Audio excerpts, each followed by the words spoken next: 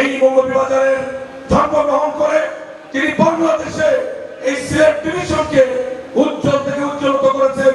প্রয়াত আমাদের নেতা বিএনপির সাবেক স্থায়ী কমিটির সদস্য জনাব এম সাইফুর রহমান সাহেবকে আজকে বক্তব্যের বিষয় নয়, যারা এসেছেন বিএনপি গণতন্ত্রের কথা বলে, বিএনপি রাষ্ট্রের শুধু গণতন্ত্রের কথা বলে না, বিএনপি যেটি গণতান্ত্রিক রাজনৈতিক দল আজকে মৌলভীবাজার প্রমাণ করে দিয়েছে বিএনপি মুখে যা বলে অন্তরে তা বিশ্বাস করে।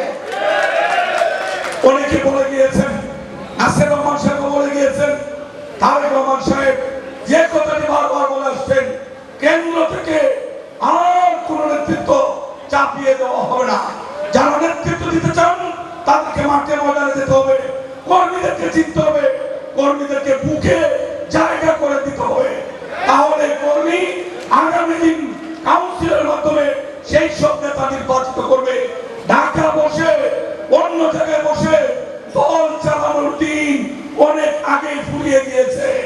মাঠে যারা থাকবেন তারাই বিএনপির নেতৃত্ব দেবেন। বন্ধুগণ, খেয়াল রাখবেন, তারেক রহমান সাহেব অত্যন্ত বিচক্ষণ, দূরদৃষ্টি সম্পূর্ণ নেতা।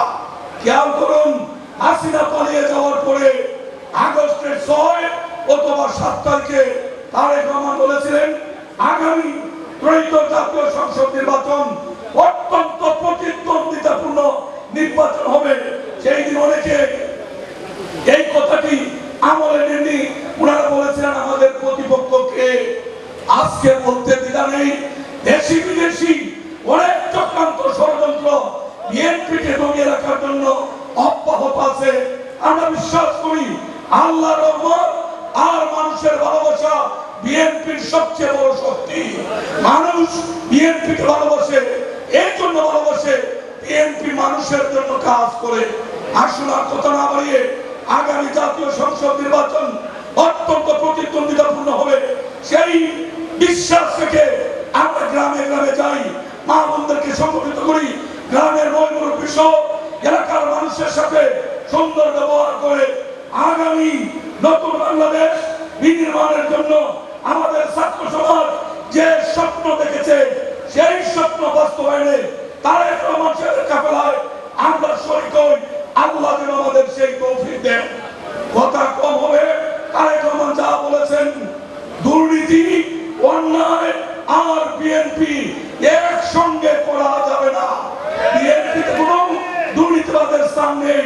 আসলে সকলে মিলে তারেক রহমান সাহেবের প্রত্যাশা পূরণের জন্য দেশনেত্রী বেগম খালেদা জিয়ার প্রত্যাশা পূরণে আমরা সবাই কাঁধে কাঁধ মিলিয়ে নিষ্পদ কর্তৃপক্ষের মধ্য দিয়ে দেশি বিদেশি সমস্ত চক্রান্ত প্রতিহত করে নতুন বাংলাদেশ বিনির্মাণে তারেক রহমান সাহেবের সহযাত্রী হব।